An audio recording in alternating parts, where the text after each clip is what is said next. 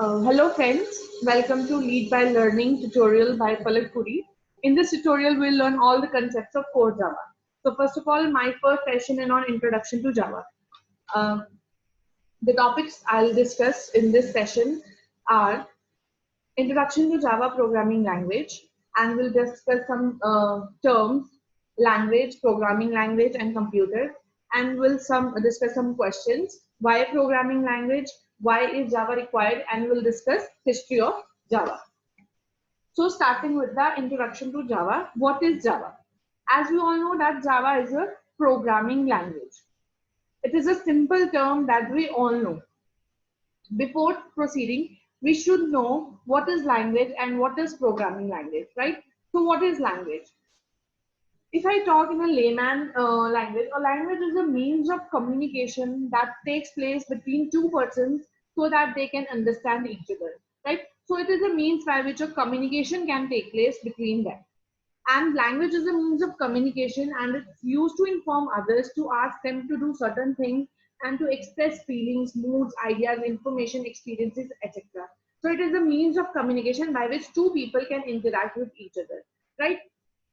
Now, what is programming language? Same communication or same language, if we talk in computer terms, then it is referred to as programming language. So programming language is a medium by which user and computer can communicate with each other, right? So a programming language is a type of written language that tells computer what to do in order to work. Programming languages are used to make all the computer programs and computer software. It is a medium by which user can interact with the computer. So basically programming language is a medium by which user can communicate with the computer. Now the question is, why this programming language is required? Why we use this programming language, and what is the requirement of this programming language? To understand this, I'll talk about the term computer. What is computer? A very simple definition of a computer is an electronic device that takes data, that can takes the data as input, processes the data, and produces the result as output. So computer takes the data, processes the data, and produces the result as an output. Now the point is, from where computer takes the data? Computer takes the data from the users, and the users are like we people. We speak in English or any other language we speak, but computer understands only machine language or binary language, right? Which is in the form of 0 and 1. So there is a requirement of some medium to translate user language into machine language, right? So some mediator is required that can transform user language into a machine language. For that purpose, we use programming language, or programming language is required.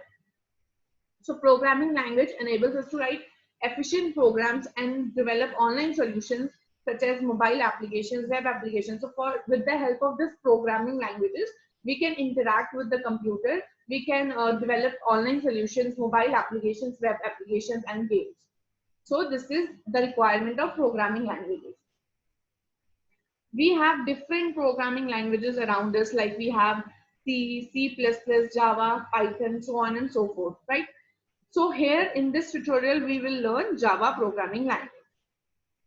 So we have talked about the definition of Java. Now the question is, what was the need of the Java? Need of the Java. Why Java? Like we have C or C++ as programming languages earlier. Then why the Java came into an existence, or why Java was required? Like we know C or C++, if I talk about C, C is a platform dependent language and unsecured language.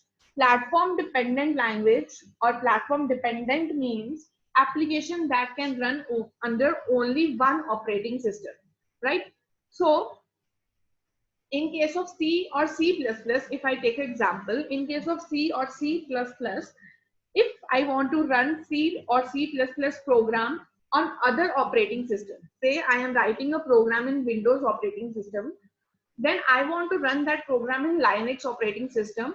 So To run the same code in different or number of platforms, we need different operating systems, right? So that Windows operating system, the code written in the Windows operating system will not run in the Linux operating system. So to run the same code, we need different operating systems installed in different computers. So this is an expensive approach. This is a little point that we can that can differentiate Java from C or C++. So there is a requirement for a platform that can overcome this platform dependency problem, or there is a requirement for a language that will be platform independent language. So code written in one computer or written under one operating system should run on other operating systems or other computer as well, irrespective of the operating systems, right? So that is why Java came to an existence.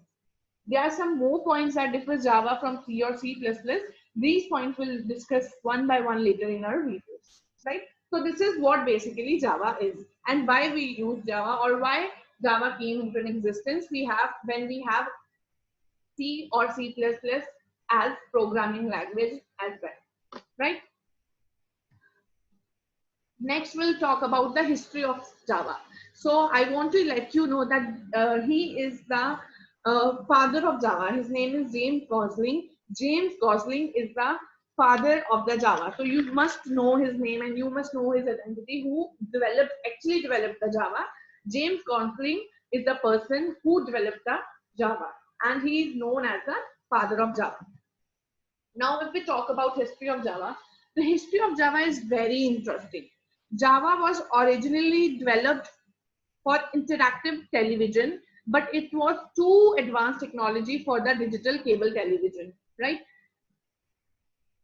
The history of Java starts with the Green Team, right? The Java team members initiated this project to develop a language for digital devices such as set-top boxes, televisions, etc. However, it was suited for internet programming. Later, technology was incorporated by Netscape.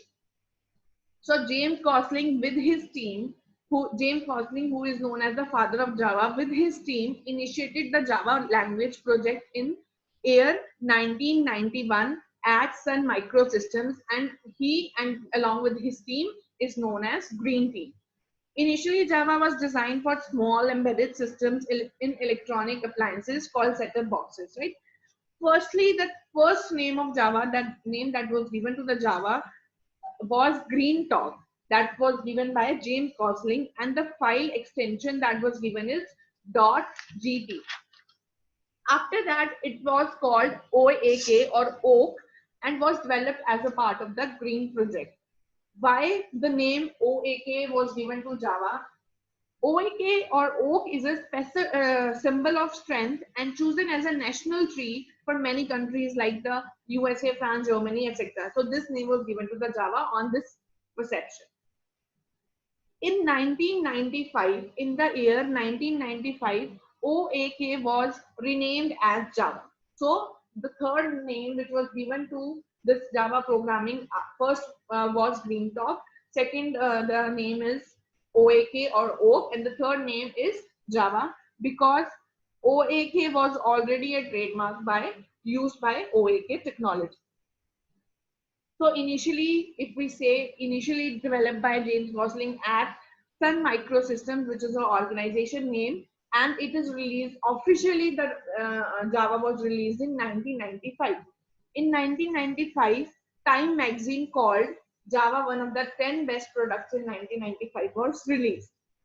And the Java JDK 1.0 version was released in 1996. After the first release of Java, there have been many additional features added to the language.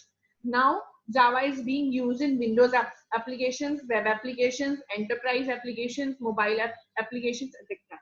So, with each new version, Java adds the new features, right? So, this is all about introduction to Java. What is basically Java, and why we are using Java, or what is the requirement for Java.